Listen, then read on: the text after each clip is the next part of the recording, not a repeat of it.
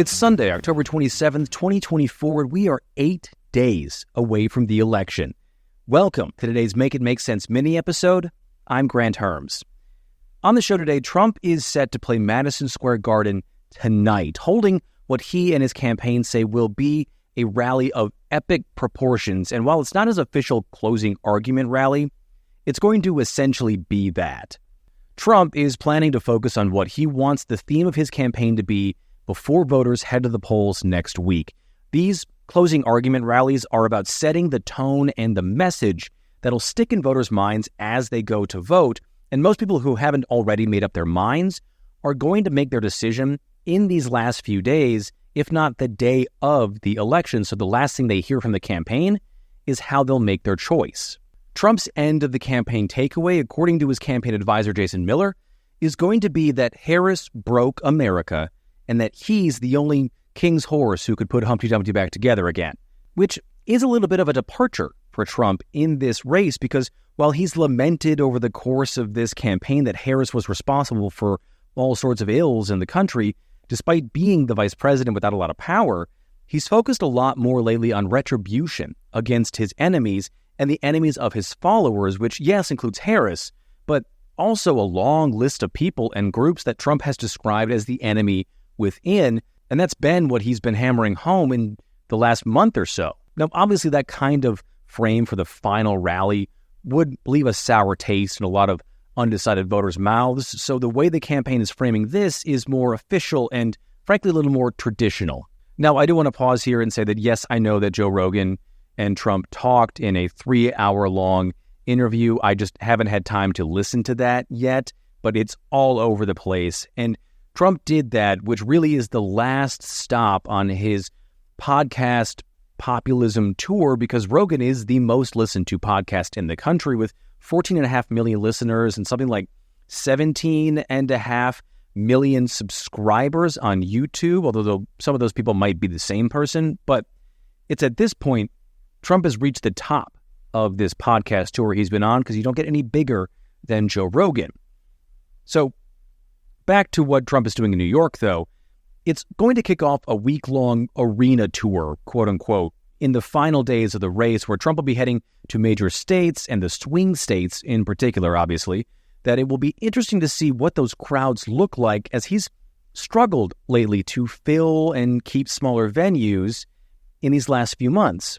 It's also a weird choice electorally for Trump to be in New York, not unlike Harris's trip to Houston on Friday. There is no chance that Trump is going to take New York, and there is every chance there are going to be protests outside. However, Trump has wanted to do a Madison Square Garden rally for a long time. He teased the rally back in April outside of his hush money trial in Manhattan, saying it would be for the police and the firemen and the teachers of New York, about the people of New York. But he's mused about playing the Garden in the past before that, because at heart, and despite what his current Florida address is, he's a New Yorker, and the Garden is a New York icon. A rally at MSG is also likely to draw in last-minute donations, and one aide described it as a hot ticket, with some top-tier tickets going for as much as $924,000. That includes backstage access and, I hope, some sort of jewelry. But the idea is to draw some of New York's rich elite. There's no doubt that the billionaires who support Trump will likely be there, and all of that is money that the Trump campaign desperately needs right now, after being outraised in these last few months by hundreds of millions of dollars. Also, like the Harris rally in Texas, there are some down-ballot things that Republicans are hoping this rally will help them take care of, namely 3 competitive House races in New York, where the map for the seats in Congress were scrambled this past year after redistricting there. But Republicans need to keep those seats to keep their historically slim majority in the House, and having Trump right in the backyard of those districts, they're hoping can help them with that. Finally, I can't end this mini-episode without talking about the other thing that's been talked about a lot since Trump announced the rally at the Garden would actually be happening. And it's that this rally draws a connection to the infamous Nazi rally that was held there in 1939. And if you're watching this on YouTube, this is actual footage of that rally that was found and put together for an Oscar-nominated 7-minute long documentary on PBS in 2017. Now, here's Hillary Clinton talking about that rally from the 1930s and comparing it to Trump's upcoming rally last week on CNN. You know, one other thing that you'll see next week, Caitlin, is Trump actually reenacting the Madison Square Garden rally in 1939. I write about this in my book. President Franklin Roosevelt was appalled that neo-Nazis, fascists in America were lining up to essentially pledge their support for the kind of government that they were seeing in Germany. So I don't think we can ignore it. Now, it may be a leap for some people, and a lot of others may think, I don't want to go there. I don't want to say that.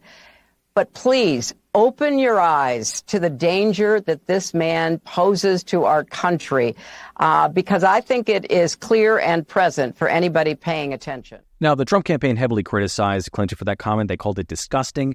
And a Trump spokesperson also said that Clinton also did an event at the Madison Square Garden and pointed out that Bill Clinton accepted his nomination there as well. But it's not that a political rally is being held there. I mean, FDR gave one of the most famous speeches of his political life there. It's about what the Trump campaign and Trump himself have been saying, and that those things will be said again in Madison Square Garden. Now, obviously, this rally was on the books before the latest news cycle with John Kelly and former aides calling him a fascist. But even without that, Trump's entire political life has been one about being a strongman and an authoritarian, cozying up to foreign dictators. In this election alone, he's used language almost directly pulled from Hitler's writing. He's talked about eugenics or certain kinds of people having bad genes, and has openly talked about building camps to round people up who are currently living in the U.S. So I don't think it's a far cry to hear those things, hear that Trump is doing a rally at the Garden, and then if you know about that rally from 1939, for it not to come to mind. Now, there's also no way that folks in the Trump campaign didn't think of this when Trump suggested it for the first time. And I suspect that they chose to move ahead with it despite that, partly because there's kind of no controlling Trump. He's going to do whatever Trump does, and his demands are his demands. But also they moved ahead with it because of it. Because like a lot of things in Trump world, they knew that it was going to get a rise out of liberals and out of the press who are putting what Democrats are saying in the context. And a big part of the entire Trump thing is to stick it to the libs while getting as much publicity as possible. Either way, it will likely be a rally for the history books. Okay, that is it for today's MIMS Mini. Please rate and review the show, whatever podcast app you're listening to this on. Like, subscribe, and hit that bell for notifications on YouTube. You can always subscribe to the Make It Make Sense Substack, where I've got bonus content up there. It's just $5 a month.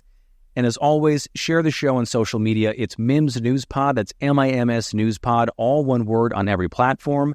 I am at Grant Herms on X and at Grant Herms TV on everything else. Thank you so much for listening today. I'm Grant Herms, and I'll talk to you tomorrow.